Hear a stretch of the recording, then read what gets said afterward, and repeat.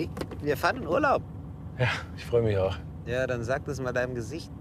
Ich freue mich auch, wenn wir das noch schaffen. Ja, entspann dich mal. Ich habe da gerade noch ein Schild gesehen. Franz Josef Strauß, 11 Kilometer. In der Innenstadt. Du würdest es mir doch eh nicht ehrlich sagen, oder? Stimmt. Stell dir mal vor, man könnte seine Familie nie wieder anlügen.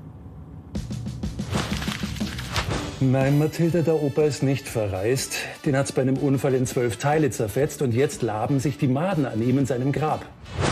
Ja, es tut mir leid, dass die Mathilda ihren Sohn geschlagen hat, aber vielleicht hat er es verdient, die verdammte Kackbratze. Du, ich muss dir was gestehen. Ich habe an deine Schwester gedacht.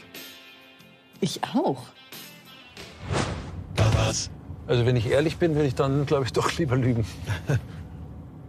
Was ist da los? Oh Gott. Wenn wir jetzt in eine Kontrolle kommen, können wir den Flug gleich ganz vergessen.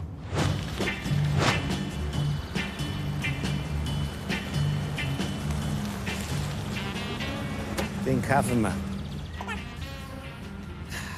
So, grüß Gott. So, grüß Gott. Führerschein, Fahrzeugpapiere, bitteschön. Hab's eilig, ja? Moment einmal. Bei einer schorselt's ein wenig im Auto. Haben wir etwa was zum Verbergen? Hat er sich eingeschissen? Oh, Jungs, ihr müsst Deutsch mit mir reden. Ich verstehe kein Wort. Was ist jetzt hier? Ja.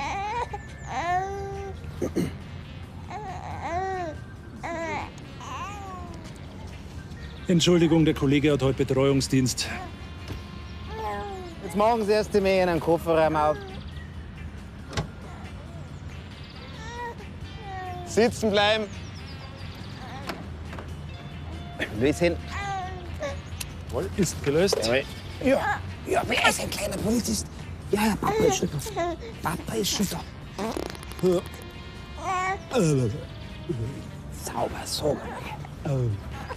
Was mache ich jetzt damit? Das ist rein.